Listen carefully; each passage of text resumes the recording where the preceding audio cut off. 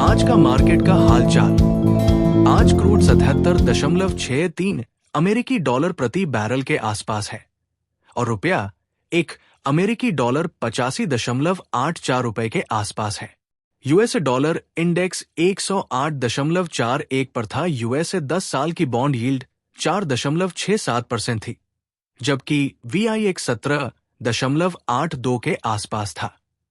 सोना 77,500 रुपए और चांदी 91,000 रुपए के आसपास रही।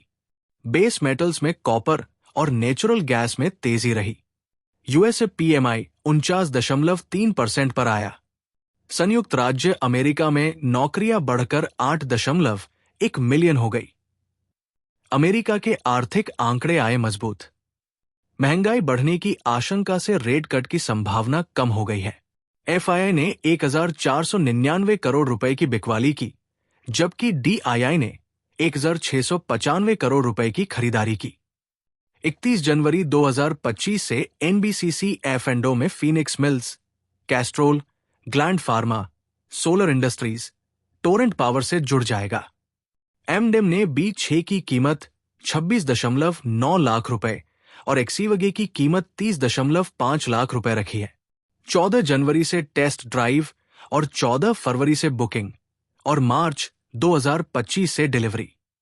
टाटा स्टील का उत्पादन 6.2% बढ़कर 5.68 मीट्रिक टन हो गया, जबकि डिलीवरी 8.4% बढ़कर 5.29 मीट्रिक टन हो गई। शोभा की बिक्री का मूल्य 28.9% घटकर 188.60 करोड़ रुपए हो गया, जबकि मूल्य प्राप्ति 16.5% बढ़कर 1,366.30 करोड़ रुपए हो गई। डिया रेडी की शाखा ने लुइसियाना में अपनी विनिर्माण इकाई को बेचने के लिए जगुआर लैब्स होल्डिंग के साथ समझौता किया है। RVNL ने सिविल इंफ्रा के लिए दुबई की GBH इंटरनेशनल कॉन्ट्रैक्टिंग LLC के साथ अनुबंध पर हस्ताक्षर किए। एक्सिकम टेली ने मफिन ग्रीन इंफ्रा के साथ साझेदारी की है। CESC ने पूर्वा ग्रीन पावर हाइब्रिड परियोजना के लिए LOA जारी किया। जिंदल वर्ल्डवाइड ने एक शेयर के लिए 4 बोनस शेयरों की घोषणा की और 8 जनवरी 2025 को रिकॉर्ड तिथि निर्धारित की। ICRA ने कर्नाटक बैंक की बॉन्ड रेटिंग को अपग्रेड किया। टाटा टेक्नोलॉजी ने ADAS प्लेटफार्मों के लिए नवीन समाधान विकसित करने के लिए टेलीचिप्स के साथ समझौता किया है। मेडप्लस की ऑप्टिवल हेल्थ सॉल्यूशन शाखा ने छत्तीसगढ़ में एक स्टोर का ड्रग लाइसेंस निलंबित कर दिया है। WPIL की यूरोपीय शाखा ने मिसा इटली में 100% हिस्सेदारी हासिल कर ली। NTPC ने एक शाखा NTPC परमाणु ऊर्जा निगम का गठन किया। सफायर को 89.4 लाख रुपए GST का डिमांड ऑर्डर मिला। सिग्नेचर ग्लोबल की बिक्री बुकिंग दोगुनी हो गई। जोमैटो ने 15 मिनट में डिलीवरी सेवा शुरू की। रूट मोबाइल ने वेंडिंग मशीनों और ईमेल द्वारा व्हाट्सएप टिकटिंग के लिए PT MRT जकार्ता के साथ एक समझौते पर हस्ताक्षर किए। M&M ने महाराष्ट्र के चाकन में EV विनिर्माण और बैटरी असेंबली इकाई का उद्घाटन किया।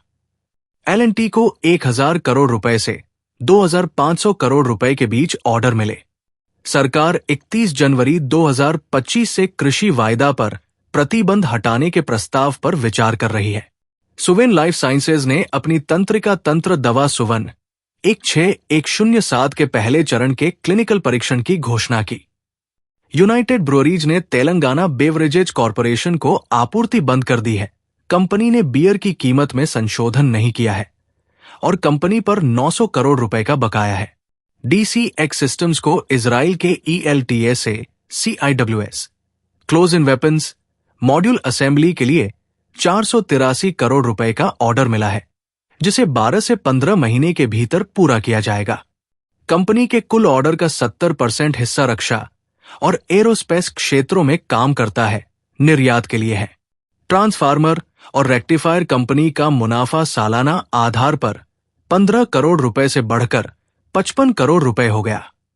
राजस्व 369 करोड़ रुपए से बढ़कर 559 करोड़ रुपए हो गया, जबकि मार्जिन 9.6% से बढ़कर 15.2% हो गया। कंपनी ने 1 1 मिनट बोनस शेयर इश्यू की घोषणा की। सेबी ने खुलासे के संबंध में ओला इलेक्ट्रिक को प्रशासनिक चेतावनी भेजी। टाटा एल्क्सी ने उन्नत वायु गतिशीलता समाधानों के लिए सीएसआरएल के साथ साझेदारी समझौते पर हस्ताक्षर किए। हुंडई मोटर्स वर्ना का वेन्यू वेरिएंट 10.79 लाख रुपए, 13.62 लाख और हुंडई ग्रैंड 10 एनायोस वेरिएंट को 5.92 लाख रुपए से 8.56 लाख रुपए की कीमत पर लॉन्च किया गया है।